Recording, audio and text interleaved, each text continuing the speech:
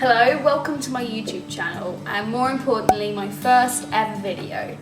Today we're going to be making wholesome vegan wagon wheels from this book, Incredible Plant-Based Desserts. I hope you enjoyed the video and make sure you comment down below any other video ideas you'd like to see me do in the future. So, you start with 188 grams or 1.5 cups of all-purpose flour. So, I've got my cat cups to measure my ingredients in. So you need 1.5 cups of all-purpose flour. So I'm just going to measure that out.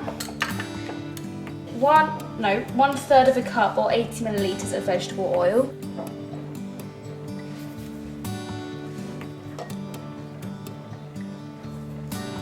That's about right. And then once you've got your oil, mix it in with the flour.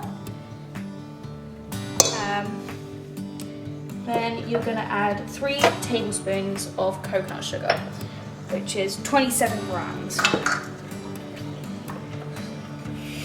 So I'm just going to go in with my scales and put in about 25 to 27 grams, and then you're going to mix that all together.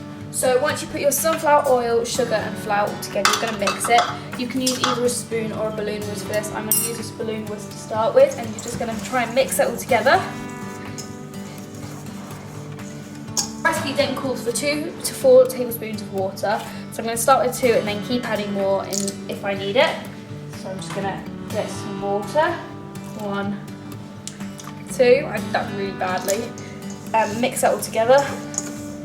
See if we can make a crumbly dough-like texture. So once your dough is starting to stick together, make sure you've got it all off your spoon, and then you're going to add some salt. So let me just mix mine a little bit more. Okay. And you should get a mixture that looks a little bit like that. It's like a crumbly dough texture. There are some big bits, some small bits. Okay. So once you've got your mixture looking like this, with the flour, sugar, salt, and sunflower oil as well as the water, you're going to put it into your baking tin, smooth it, and then put it in the oven. So I'm just going to put this in the oven for 20 to 25 minutes. So that's now going to be in the oven until it is golden brown on the top.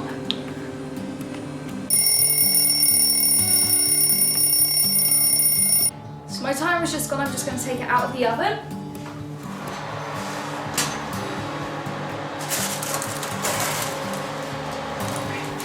And that is, I think that's done. I'm just going to get a skewer and test it.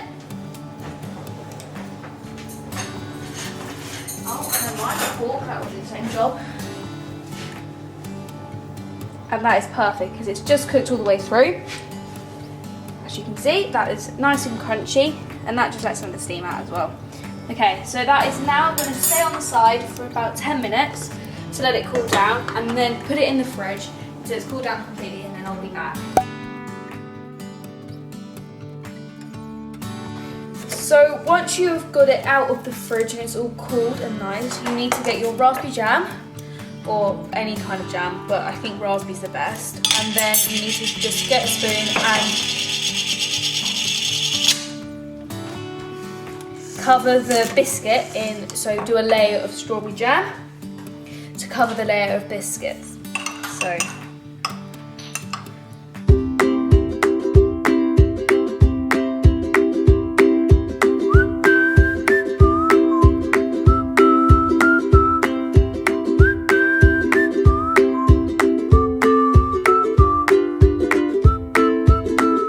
once you have put the jam on the top, you need to just spread it out evenly until you've got a whole layer of jam, and then put it back in the fridge until it's cooled and hard to touch.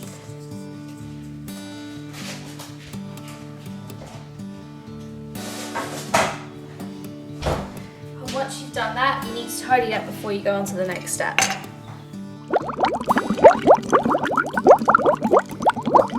So the next layer that we need to make is the marshmallow layer for the wagon wheels. So in here we've got the rice malt syrup, the agar powder, vanilla extract and some water, and that goes on the hob and you melt it until it goes liquidy and bubbly around the edges. So the next thing you need to do is whisk the agrafaba and the cream of tartar in a bowl to form stiff peaks, almost like meringue.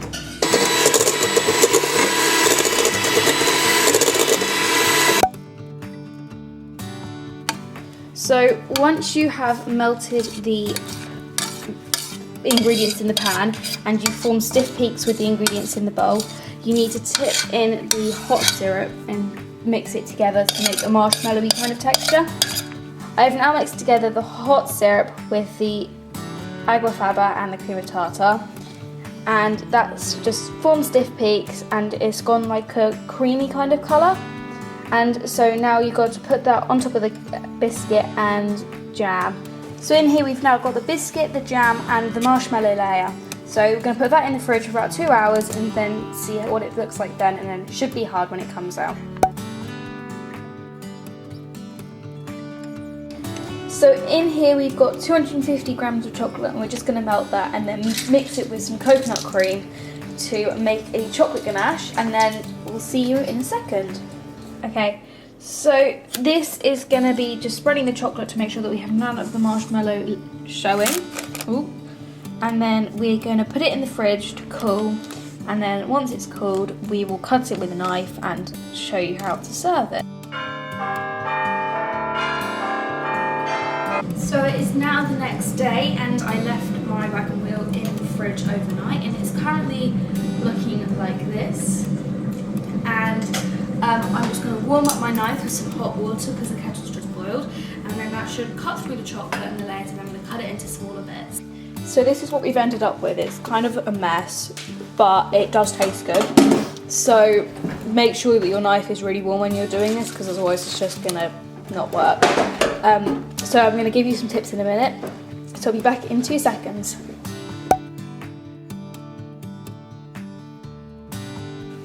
Here are just a couple of tips if you are planning on making these vegan wagon wheels. So my first tip is make sure that you grease the tin properly, because the wagon wheel is actually quite hard to get out of the tin, so just making sure that you grease it helps it get out just that bit easier. My second tip is that you need to make sure that you melt the ingredients, that you melt the syrup and the agar powder and those ingredients properly into this thin consistency, because otherwise it kind of ruins the marshmallowy bit. This was my first time making this recipe and I didn't know this, and the marshmallow kind of went a bit weird. And my final tip is just to make sure that all the layers are set properly before you put them on each other, because otherwise they do move together a bit when you're spreading them over each other. And then I'd just like to say thank you for sticking this far into the video if you're watching this bit, and I hope you have a good rest of your day.